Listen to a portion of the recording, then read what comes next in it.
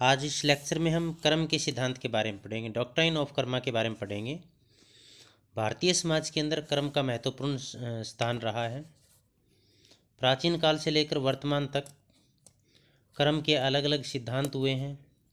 प्रत्येक धर्म ने, जैसे बौद्ध धर्म, जैन धर्म, हिंदू धर्म आदि के अपने अपने कर्म के सिद्धांत रहे हैं, परंतु भारत में जो व्यक्ति है उसका अंतिम उद्देश्य मोक्ष प्राप्ति माना गया है, और मोक्ष की प्राप्ति है वो कर्म के द्वारा होती है। जैसा व्यक्ति कर्म करता है, यदि अच्छे कर्म करता है, अपने कर्तव्यों का सही तरह से निर्वाह करता है, तो उसे मोक्ष की प्राप्ति होती है। तो इसी पर आप यहाँ पर विस्तार से चर्चा करेंगे। कर्म का अर्थ क्या होता है?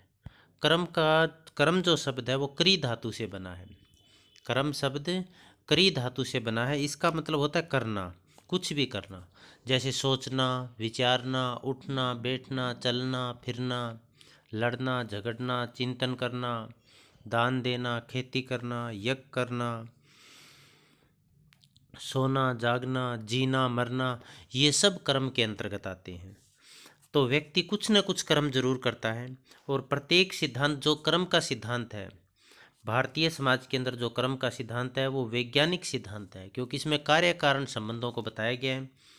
और भारतीय समाज में जो कर्म का सिद्धांत है वो इस बात पर निर्भर है कि मनुष्य अपने भाग्य का स्वयं निर्माता है। इसका मतलब होगा, मनुष्य जैसे कर्म करेगा वैसी ही उसकी किस्मत होगी, वैसा ही उसे फल मिलेगा। परंतु भारतीय समाज में जो, जैसे भगवत गीता में भी कहा गया है कि व्यक्ति जब कर्म करता है तो उसे फल की चिंता नहीं करनी चाहिए।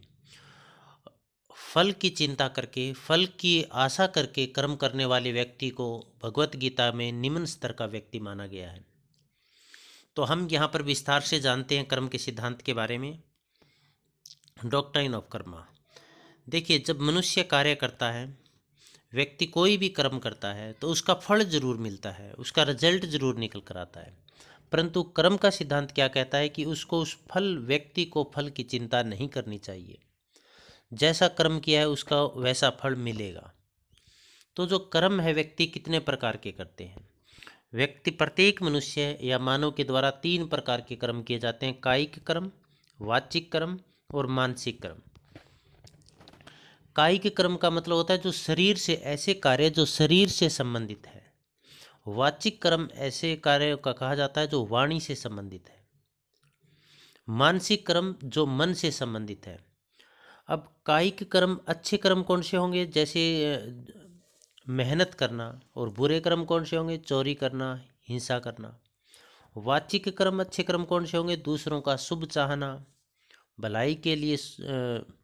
वाचिक कर्म में वाचिक कर्म है वाणी से संबंधित होंगे, तो दूसरों के बारे में मीठी मीठी बातें कहना, अच्छी अच्छी बातें करना, और भला बुरा कहना, कड़वाहट बोलना, कटु शब्द बोलना, ये वाचिक दोष होंगे। और मानसिक कर्म के अंतर्गत क्या आएगा? दूसरों के बारे में अच्छा जो कर्म है वो दूसरों का हित की सोचना, अच्छे अच्छे विचार मन में लेकर आना। और दूसरों के बारे में बुरा सोचना या अहित सोचना, वो मानसिक दोष के अंतर्गत आएगा। अच्छे कार्य करेंगे तो उसका फल अच्छा मिलेगा, और बुरे कार्य करेंगे तो उसका फल बुरा मिलेगा। अब जो कर्म करते हैं वो ये 3 प्रकार के कर्म हो गए। इसमें फल मिलेंगे, उसको फल को आगे 2 भागों में बांटा गया है: स्थूल फल और भाव व विचार या सूक्ष्म फल।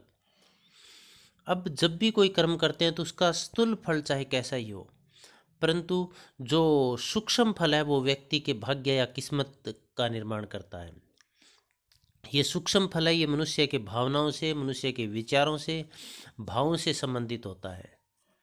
अब यहाँ पर व्यक्ति यदि अच्छे कर्म करता है तो अच्छे कर्म का उसको पुरस्कार मिलता है और उसकी किस्मत अच्छी बनती है, और यदि बुरा कर्म करता है तो उसको उसका दंड मिलता है और उसका किस्मत है वो खराब होती है।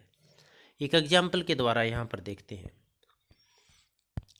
चोरी करना। एक किसी व्यक्ति ने चोरी की है तो उसे धन की प्राप्ति हुई और उस मानसिक अशांति भी हुई। तो ये जो धन की प्राप्ति होना, ये सतुल फल है।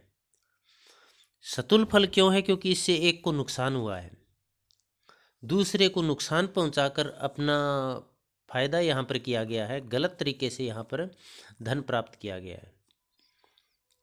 तो इस तुल फल का कुछ समय के लिए हो सकता है इससे व्यक्ति आनंदित हो, लेकिन इस तुल फल का कोई फर्क नहीं पड़ता। लेकिन जब वो चोरी करता है तो उसके मन में अशांति रहती है, उसके मन में डर रहता है पकड़े जाने का, और उसकी आत्मा भी उसका साथ नहीं देती है।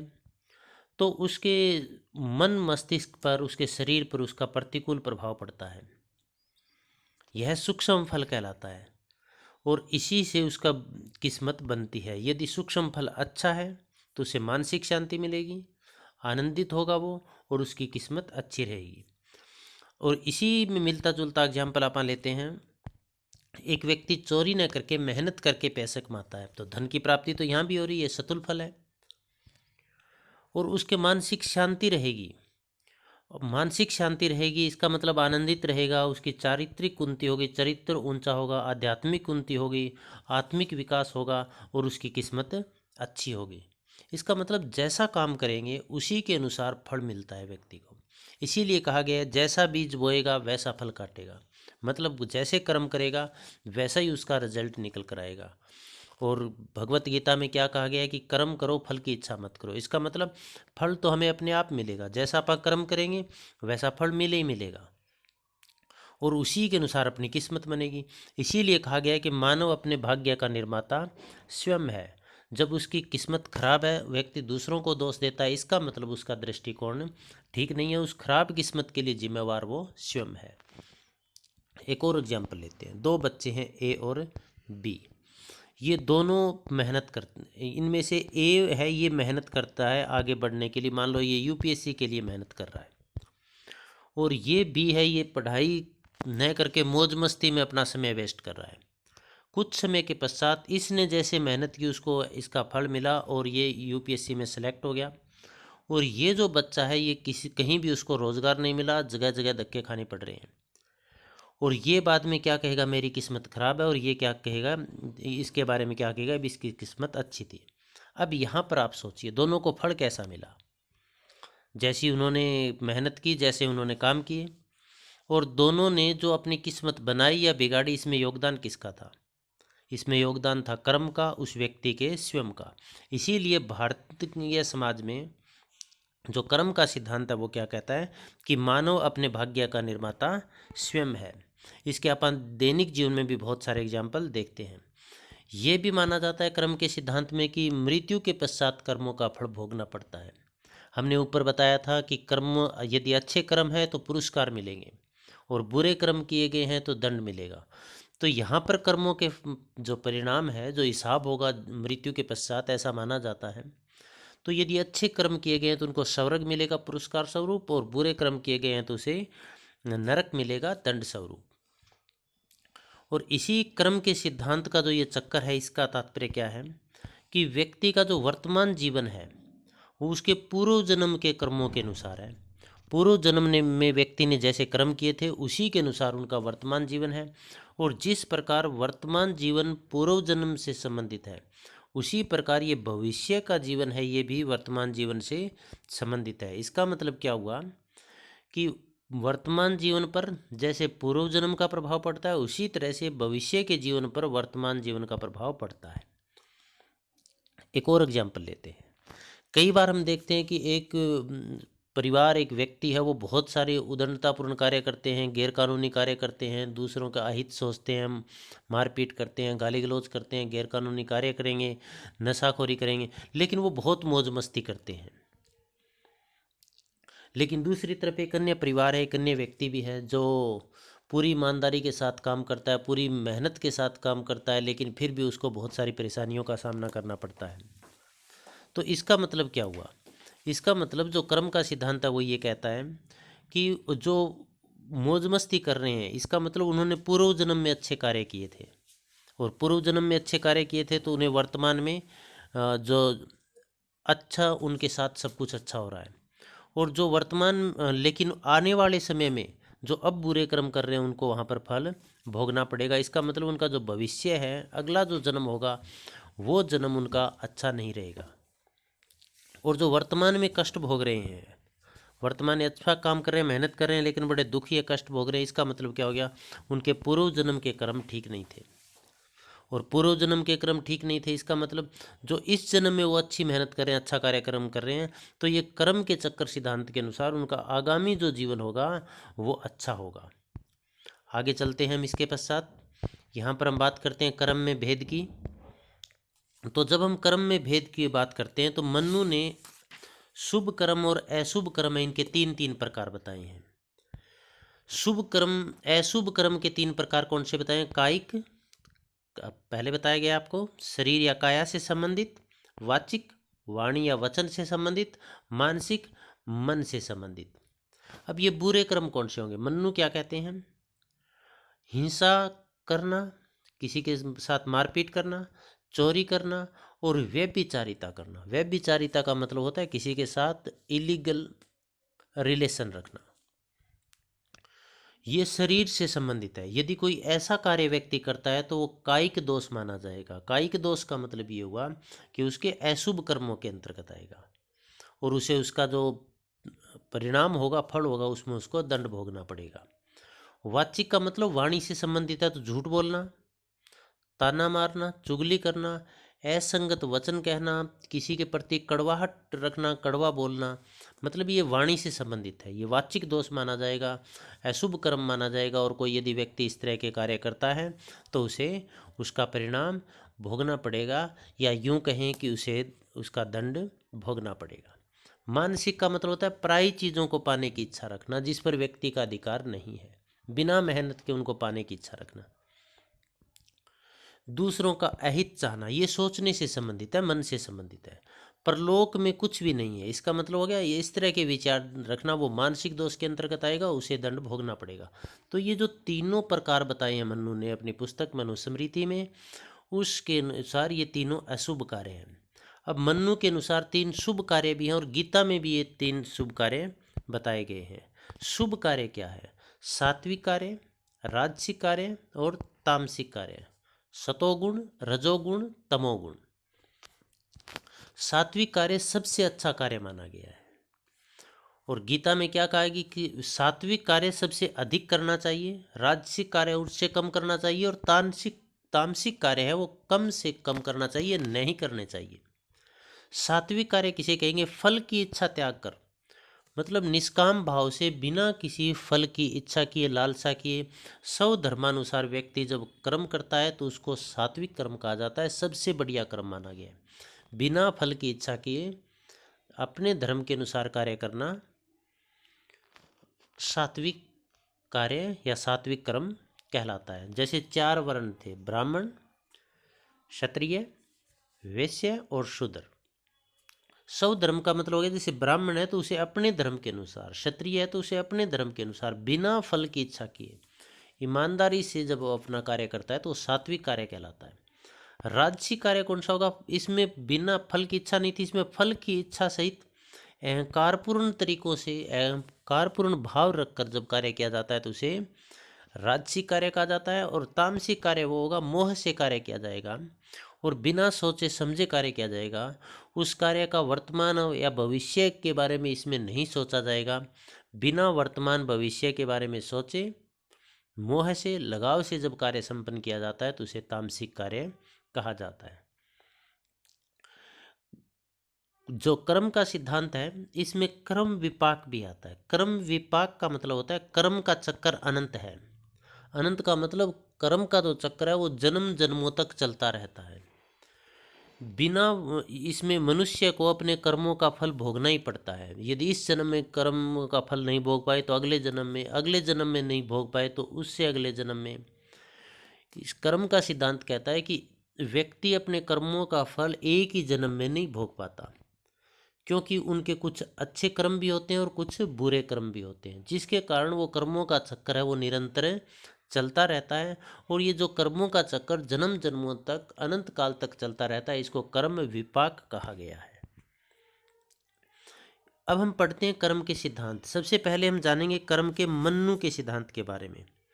मन्नु ने जो कर्म का सिद्धांत दिया है अपना, उस सिद्धांत में इन्होंने कर्म की उपज भी, कर्मों की उपज या कर्म कहाँ से पैदा हुए, वो उन्होंने मन, वाणी और शरीर से माने हैं। बिल्कुल उसी तरह से जैसे हमने ऊपर वर्णन किया था। जो शरीर से कर्म किए जाते हैं वो कायिक हो गए, कायिक शरीर से। वाणी से किए जाते हैं वो वाचिक हो गए, और मन से किए जाते हैं वो मानसिक हो गए। अब मन्नु का कर्म का सिद्धांत क्या कहता है कि जो कर्मों की उपज है वो मन, वाणी और शरीर है, और मन, वाणी और शरीर से यदि अच्छे कर्म किए जाएंगे, मतलब अच्छा सोचेंगे किसी के बारे में, अच्छी वाणी बोलेंगे और शरीर से मेहनत करेंगे, तो इससे क्या होगा, अच्छे प्रभाव पड़ेंगे। और यदि मन से किसी के बारे में बुरा सोचेंगे, वाणी से अपशब्द बोलेंगे किसी के बारे में, और यहाँ पर हम चोरी करेंगे, व्यभिचारिता करेंगे, तो इसका बुरा प्रभाव होगा। और इन्हीं अच्छे और बुरे प्रभावों से व्यक्ति का निर्माण होता है। अच्छे प्रभाव है तो उत्तम श्रेणी का व्यक्ति होगा, यदि बुरे प्रभाव है तो अधम गति का, निम्न स्तर का व्यक्ति होगा, और मिले जुले हैं तो अधम गति का होगा। ये मन्नु कह रहे हैं। इसके बाद मन्नु ने अशुभ कार्यों के बारे में बताया। यदि बुरे कार्य होंगे तो कैसे होंगे। मानव के जो कर्म है, शरीर के दोष होंगे, विकर्म से उस पर क्या प्रभाव पड़ेगा, बुरे कर्मों से और अच्छे कर्मों से क्या प्रभाव पड़ेगा। तो ये जो व्यक्ति कर्म करेगा, कर्मों की उपज मन, वाणी और शरीर, इसके अच्छे प्रभाव होंगे, बुरे प्रभाव होंगे। अच्छे प्रभावों से उत्तम, मध्यम, और बुरे प्रभावों से अधम गति का व्यक्ति होगा। अब अच्छे और बुरे प्रभाव का आगे क्या इसका परिणाम निकलेगा, फल मिलेगा, वो यहाँ पर मनु ने साथ में बताया। मनु ने इसके कर्म की उपज के बारे में बताया, इसके प्रभावों के बारे में भी बताया है।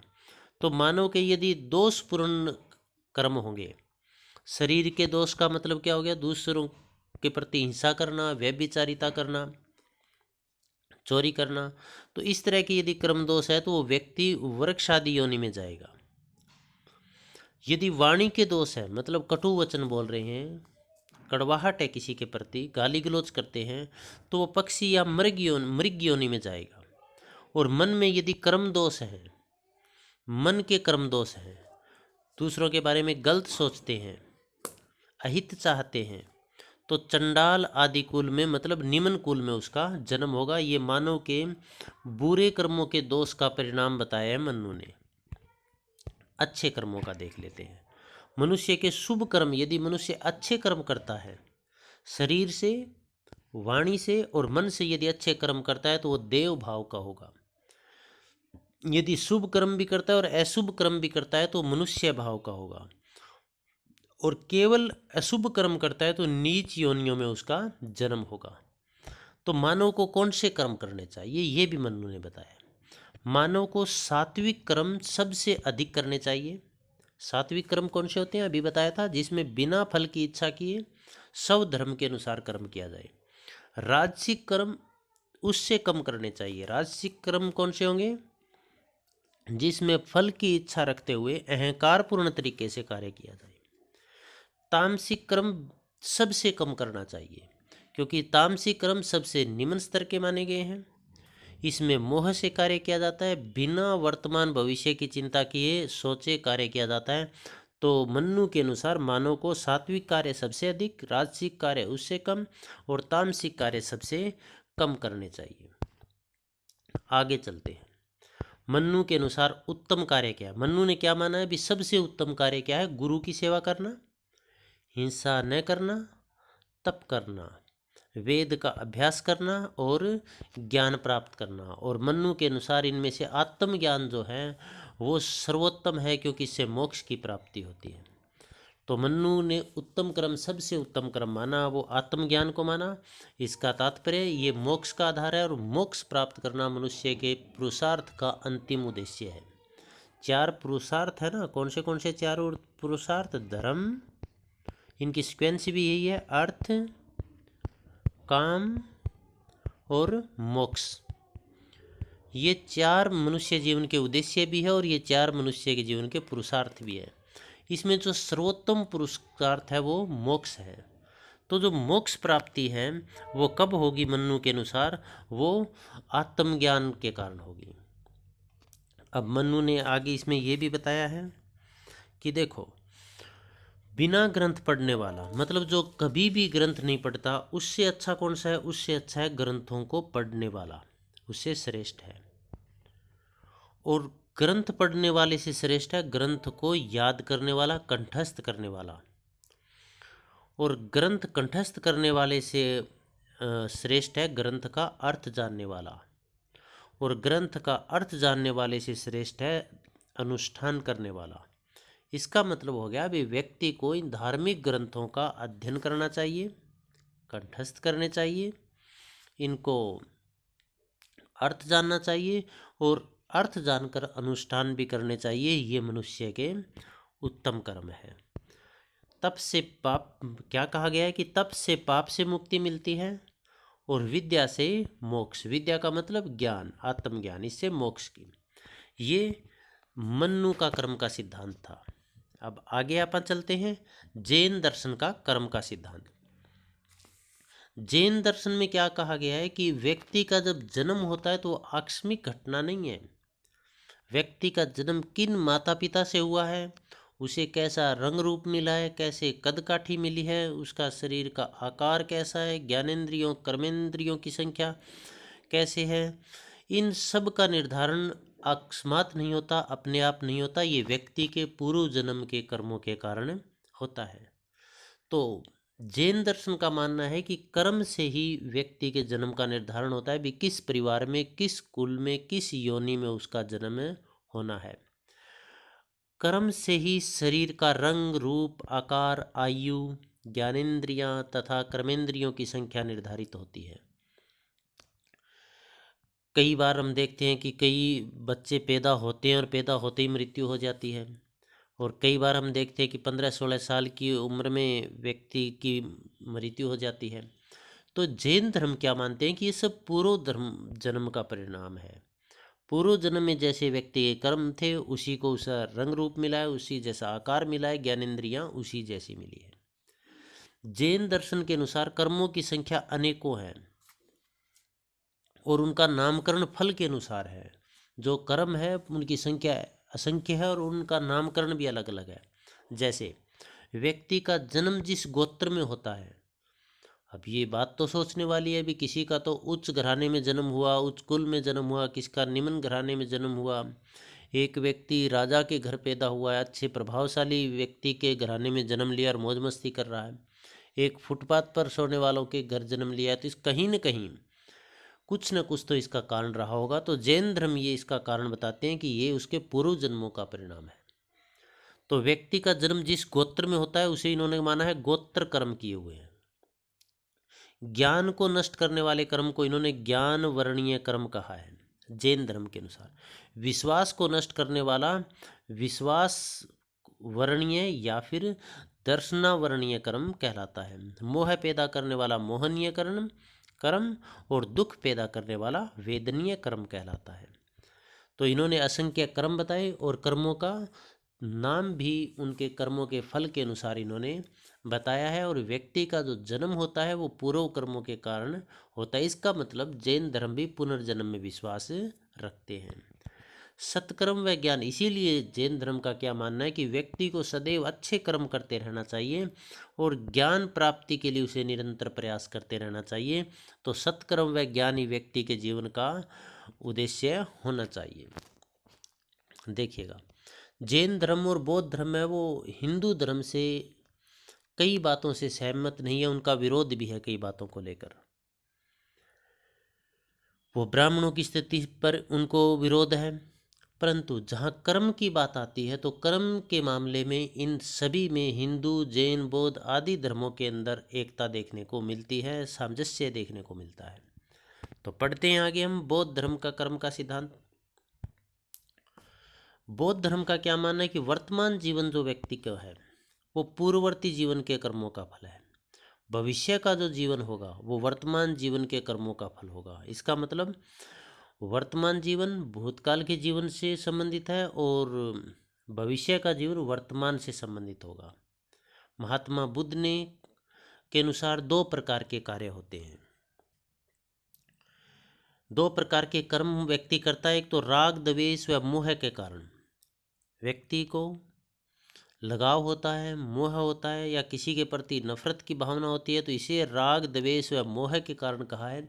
और यदि इस तरह के व्यक्ति कर्म करता है तो उसका पुनर्जन्म होता है। और बिना राग द्वेष व मोह दूसरे कर्म प्रकार के कर्म है बिना राग द्वेष और मोह के। इससे मोक्ष की प्राप्ति होती है। इसका मतलब व्यक्ति यदि किसी से लगाव नहीं रखता, द्वेष की भावना नहीं रखता, तो उसके उसका बौद्ध धर्म या महात्मा बुद्ध के अनुसार उनका पुनर्जन्म होता है। यदि रखता है तो पुनर्जन्म होता है, और नहीं रखता तो मोक्ष की प्राप्ति होती है, जन्म मरण से उन्हें मुक्ति मिल जाती है। चलते हैं आगे। गीता के कर्म का सिद्धांत। अब गीता के कर्म का सिद्धांत क्या है? कर्म योग का सिद्धांत दिया है। कर्म योग का तात्पर्य क्या है? आजकल कर्मयोगी के बारे में हरियाणा में विशेषकर कर्मयोगी अभियान चला हुआ है, जिसमें सभी को एथिक्स की ट्रेनिंग दी जा रही है। तो ये गीता के अंदर कहा गया है कि कर्मयोगी कौन है? बिना कर्म की सफलता या असफलता दोनों को समान समझकर कर्म करने की जो मनोवृत्ति होती है उसे कर्मयोग कहा जाता है। मतलब आप कोई भी काम करें, सफलता या असफलता दोनों को सम्मान मानकर जब कर्म करेंगे तो उसको कर्मयोगी कहा गया है। और गीता के अंदर कर्म का तात्पर्य है निष्काम भाव से कर्म करना, मतलब बिना फल की इच्छा किए कर्म करना। हम बहुत बार न्यूज़पेपर में सुनते हैं कि कोटा या सीकर में जो कोचिंग सेंटर है वहाँ पर बच्चे सुसाइड कर लेते हैं। इसका मतलब वो वहाँ पर सफलता प्राप्त नहीं कर पाते, और जब वो सफलता प्राप्त नहीं कर पाते इसका मतलब उन्होंने सफलता और असफलता को सम्मान नहीं समझा, तो वो कर्मयोगी नहीं कहलाएंगे। और गीता के अंदर मानना है कि ऐसे व्यक्ति निम्न स्तर के व्यक्ति होते हैं। इसका मतलब हार जीत, जन्म मरण, सफलता असफलता, दुख सुख, ये सब कर्म है, और ये इनकी बिना परवाह किए, बिना चिंता किए व्यक्ति को अपने कार्य में लगे रहना चाहिए। ये कर्म योग कहलाता है। कर्म, अब गीता में क्या कहा गया है? कर्म एक ही क्यों न हो, एक ही तरह का कर्म क्यों न हो, उसको करने वाले की अच्छी या बुरी बुद्धि उसे शुभ या अशुभ बनाती है। जैसे अपने रास्ता चलते हुए किसी व्यक्ति को असहाय को पैसे दिए खाना खाने के लिए, और दूसरे व्यक्ति ने भी उसको पैसे दिए, लेकिन बदले में वो उसका कुछ शोषण करना चाहता है। तो दोनों ने काम तो एक किया कि उसको पैसे देकर उसकी मदद की, लेकिन एक का जो सोच थी, जो नज़रिया था, जो नीयत थी, जो बुद्धि थी वो अच्छी थी, और दूसरे की बुरी थी। काम तो एक ही जैसा किया, लेकिन शुभ अशुभ किसके कारण हुआ? उनकी सोच या बुद्धि के कारण हुआ। इसलिए गीता में क्या कहा गया है कि व्यक्ति को साम्य बुद्धि रखनी चाहिए, अच्छी बुद्धि रखनी चाहिए। हमने बताया था ना कि गीता में क्या कहा है? फल की चाह से कर्म करने वाले निचले दर्जे के लोग होते हैं। आप मेहनत कर रहे हैं, पढ़ रहे हैं, तो कभी भी स्ट्रेस नहीं लेना चाहिए पढ़ाई का, क्योंकि गीता में क्या कहा है? जैसा आप कर्म करोगे वैसा आपको फल मिल जाएगा। यदि आपने ईमानदारी से काम किया है, मन लगाकर काम किया है, तो निसंदेह आपको अच्छा फल मिलेगा। भगवान श्री कृष्ण क्या कहते हैं कि व्यक्ति को कभी भी यज्ञ, दान, तप, कर्म का त्याग कभी भी नहीं करना चाहिए। और ये जब काम करते, यज्ञ करें, दान करें, तप करें, कर्म करें, तो इनमें कभी भी व्यक्ति को फल की लालसा नहीं होनी चाहिए। फल को ध्यान में रखकर कभी भी यज्ञ, दान, तप, कर्म नहीं करने चाहिए। यदि इस तरह के आप कर्म करते हैं तो वो फिर सफल नहीं होते, शुभ कर्म के अंदर नहीं आते हैं। गीता में कर्मों को 3 भागों में बांटा गया है, सात्विक, राजसिक और तामसिक। इनको हमने पहले बता दिया, इनके एक्सप्लेन करना, वही बातें आपको यहाँ पर लिखनी है। गीता में वर्णों के आधार पर कर्तव्यों का निर्धारण किया गया है। मनु स्मृति में भी ये बताया गया है, मनु के द्वारा। ब्राह्मण के क्या कर्तव्य होंगे, कौन से कर्म होंगे, क्षत्रिय को कौन से कर्म करने चाहिए, वैश्य को कौन से कर्म करने चाहिए, और शूद्र को कौन से कर्म करने चाहिए। ब्राह्मण को आस्तिक बुद्धि रखनी चाहिए, ईश्वर में विश्वास रखना चाहिए, आध्यात्मिक और विविध ज्ञान होना चाहिए। इसका मतलब उसको स्वाध्याय करना चाहिए, वेदों का अध्ययन करना चाहिए, उसे तप करना चाहिए, पवित्रता में विश्वास रखना चाहिए, और पवित्रता के लिए निरंतर प्रयास करना चाहिए, और शांति और धैर्य उसमें होना चाहिए। क्षत्रिय में साहस और धैर्य होना चाहिए, शूरता के गुण होने चाहिए, तेजस्विता के गुण होने चाहिए, दान देना, पूजा, प्रजा पर शासन करना, और युद्ध से पीठ दिखा करना, भागना, ये कर्म बताए हैं गीता में और मनु स्मृति में क्षत्रिय के। वैश्य के कर्म कौन से होंगे? व्यापार करना, वाणिज्य करना, कृषि और पशुपालन करना। और शूद्र के कर्म होंगे सेवा करना। इसको हम यूँ भी कह सकते हैं कि ब्राह्मण के जो कर्म है वो अध्ययन करना और अध्यापन का कार्य करना और यज्ञ और अनुष्ठान करना और करवाना। क्षत्रिय का कार्य प्रजा की रक्षा करना, शासन करना, यज्ञ करवाना क्षत्रिय का। वैश्य का कार्य व्यापार वाणिज्य और कृषि पशुपालन करना और यज्ञ भी करवाना और शिक्षा ग्रहण भी करना, मतलब अध्यापन करना। शूद्र का कार्य सेवा करना। अब और देखिए यहाँ पर क्या बताया गया कि ब्राह्मण किस तरह की शिक्षा लेगा, शास्त्रों की शिक्षा लेगा। क्षत्रिय किसकी शिक्षा लेगा, शस्त्रों की शिक्षा लेगा। वैश्य किसकी शिक्षा लेगा, व्यापार की शिक्षा लेगा। और शूद्र को शिक्षा लेने का अधिकार नहीं था। चलते हैं आगे, कर्म के सिद्धांत का महत्व। तो कर्म के सिद्धांत से क्या होगा, व्यक्ति के मन में भटकाव नहीं आएगा। कई बार व्यक्ति भटक जाता है कि जो दूसरा व्यक्ति है वो सारा दिन मौज मस्ती करता है, उल्टे सीधे काम करता है और वो जीवन में पूरे सुख भोग रहा है, लेकिन मैं हूँ पूरी ईमानदारी से कार्य करता हूँ, किसी तरह की कोई कोताही नहीं बरतता, किसी के साथ गलत नहीं करता, लेकिन मेरे साथ गलती हो रहा है, इसलिए क्यों न मैं ही उस जैसे काम करने लग जाऊँ। तो इस तरह का भटकाव नहीं आने देता, क्योंकि कर्म का सिद्धांत क्या कहता है, जो आज मौज मस्ती कर रहा है वो उसके पूर्व जन्म के अच्छे कार्यों का परिणाम है, और जो वर्तमान में बुरे कार्य कर रहा है तो उसका फल उसके अगले जन्म में मिलेगा, अगले जन्म में उसके साथ बुरा होगा। तो फिर वो व्यक्ति यह सोचकर इस कर्म के सिद्धांत को ध्यान में रखते हुए वर्तमान में उसके लाइफ में भटकाव नहीं आता और वो अच्छे कार्य करता है। सामाजिक नियंत्रण, कर्म का सिद्धांत सामाजिक नियंत्रण भी रखता है, क्योंकि इसमें सभी व्यक्तियों को, सभी वर्णों के व्यक्तियों को के कर्म निर्धारित है और वो उसी तरह के कर्म सभी करते हैं, तो व्यक्ति नियंत्रित रहते हैं, अपने व्यवहार और क्रियाओं को वो नियंत्रित रख पाते हैं।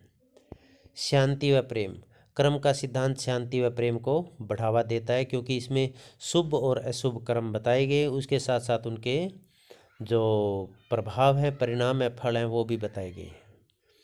मानसिक संतोष, कर्म का सिद्धांत व्यक्ति को मानसिक संतोष भी प्रदान करता है, क्योंकि इससे व्यक्ति को अपने कर्मों का पता लग गया और उसके अनुसार ही वो कर्म करता है, तो मानसिक रूप से संतुष्ट रहता है, उसे सूक्ष्म फल मिलता है, वो अच्छा मिलता है और उसकी किस्मत अच्छी बनती है। कर्मों के द्वारा नैतिकता और आध्यात्मिकता का विकास होता है, समाज के अंदर व्यक्ति के अंदर एथिक्स का प्रभाव बढ़ता है और आध्यात्मिक उन्नति होती है। कर्तव्य पालन, कर्म का सिद्धांत व्यक्ति को कर्तव्य पालन के बारे में बताता है और व्यक्ति अपने कर्तव्य से पीठ दिखाकर नहीं भागता, स्वधर्म के अनुसार पूरी ईमानदारी से अपने कर्तव्यों का पालन करता है। इससे समाज कल्याण होता है, समाज के अंदर सामाजिक नियंत्रण बना रहता है, भटकाव लोगों में नहीं आता है, समाज के अंदर सुख शांति और आपस में भाईचारा बना रहता है। दुर्गुणों को मिटाकर सद्गुणों के संचार करने में कर्म का सिद्धांत सहायक है और कर्म का सिद्धांत परहित या दूसरों की भलाई के लिए निरंतर कार्य करने के लिए प्रेरित करता है। कर्म के सिद्धांत के बारे में यदि किसी तरह का कोई डाउट है, आप कमेंट बॉक्स में लिख सकते हैं, अपने कमेंट पर भी इस पर दे सकते हैं। आप सबका साथ बने रहने के लिए बहुत बहुत धन्यवाद।